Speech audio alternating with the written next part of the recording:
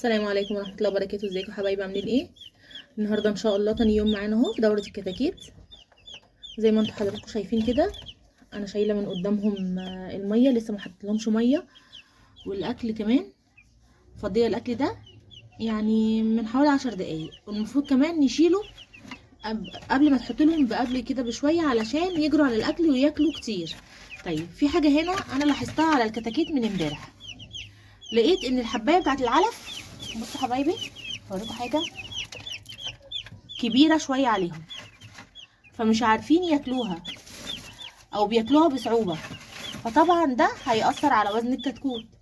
فانا عملت ايه؟ انا جبت هنا دهون عادي، طبعا انا عارفه ان محدش بيستخدمه دلوقتي، فبس موجود في بيتنا، وبدات ادقه. ما عندكمش الهون دوت او الجرن ده زي ما يكون اسمه بقى عندكم، في كيس وتدقوهم باي حاجه تقيله يعني، او في الكبه. بس الكبه هتطحنه قوي، انا مش عايزاه يتطحن قوي. انا طحنته شويه، يعني دقيته شويه لما بقى معايا حجمه كده صغر عن الاولاني، عن الطبيعي بتاعه، عشان اقدر احطه لهم. طيب امبارح علشان انا كان بقالي فتره كبيره ما بصورش معاكم، معلش كان في توتر شويه، او في معلومات كتير انا نسيت اقولها لكم، زي نوع الكتكوت، ازاي نعرف ننقي الكتكوت، ازاي نعرف ان هو الكتكوت دوت هيمشي معانا ولا لا من اول ما نجيبه. بصوا حبايبي، يعني انا عايزه اوريكم حاجه. بصوا كده، انا اول ما حطيت العلف، هما كده اللي هناك دولت هما خايفين، لكن كله بيتحرك، حتى انا لما بخبط لهم كده بيتحركوا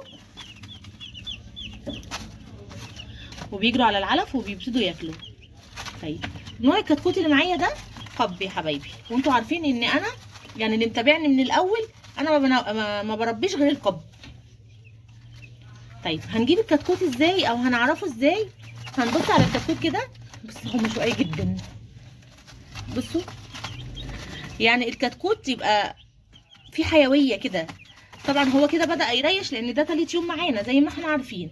اليوم الاولاني امبارح اللي استقبلناه على الالف ده اله، والنهارده تاني يوم، واليوم الاستقبال اللي انا ما صورتوش معاكم على محلول الجفاف.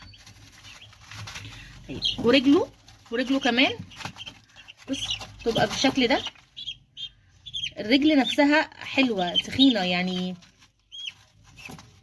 ومش ناشفه، او لونها مش متغير. يا رب يكون الصوره واضحه بس قدامكم. والعين كده تبقى صافيه، ما فيهاش اي افرازات او اي حاجه تعباه. طبعا بنبص هنا كده عند السره من هنا كده، ما يبقاش فيه اي التهابات برضو. دي المعلومات اللي انا نسيت اقولها لكم امبارح. طيب، انا حطيت دلوقتي اهو لتر الميه، وهبتدي احط السنتي التاني النهارده معاكم بالشكل ده.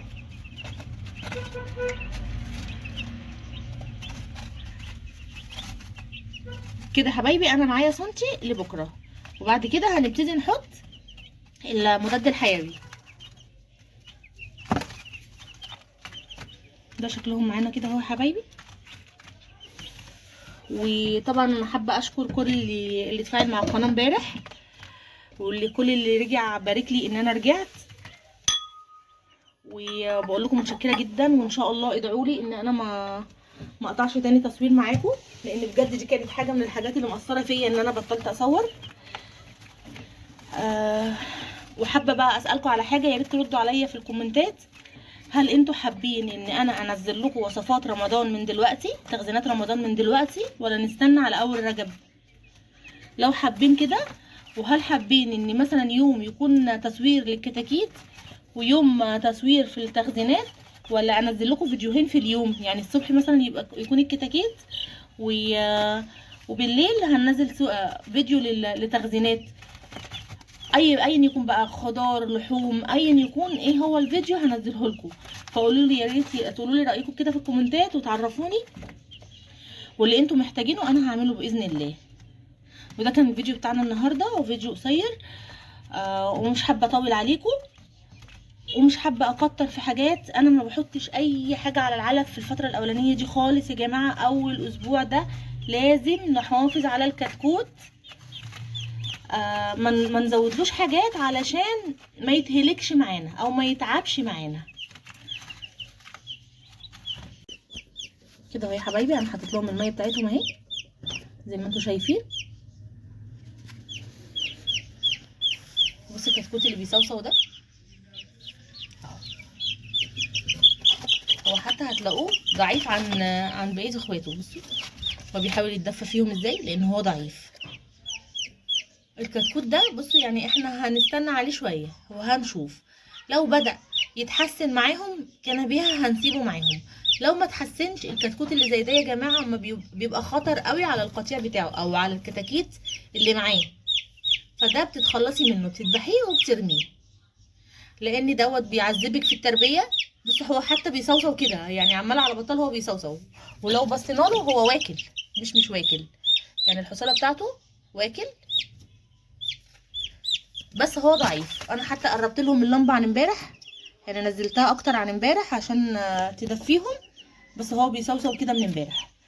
يا ريت يا جماعه حتى وانتوا بتجيبوا من هناك الكتكوت اللي بتلاقوه بيصوصو كده كتير لا بلاش منه خالص، بلاش منه خالص لان دوت بيبقى فيه تعب او بردان. فانا هستنى عليه الاسبوع ولو لقيته ان هو حجمه ما بيتحسنش زيهم ده انا هتخلص منه تماما. وده كان الفيديو بتاعنا يا حبايبي. فياريت لو عجبكم الفيديو تفعلوا لي زر الجرس وتشتركوا في القناه عشان يوصلكم كل جديد.